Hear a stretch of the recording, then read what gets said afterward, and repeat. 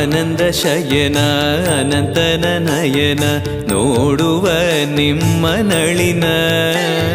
ವೀಣೆಯ ನುಡಿಸಿ ನಾದವ ಬೆರೆಸಿ ನಂದನ ಕರೆವ ಬದನ ಆನಂದ ಶಯನ ಅನಂತನ ನಯನ ನೋಡುವ ನಿಮ್ಮ ನಳಿನ ವೀಣೆಯ ನುಡಿಸಿ ನಾದವ ಬೆರೆಸಿ ನಂದನ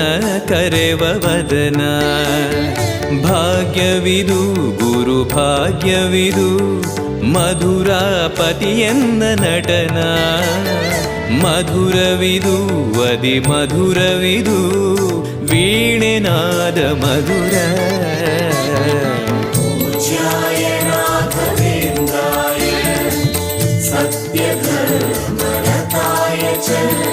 भजतां कल्पवृक्षाय नमतां कामधेनवे ಭಾರತಿ ರಮಣನ ಬಕುತರ ಪೊರೆಯುವ ಯೋಗಿಯೇ ರಾಘವೇಂದ್ರ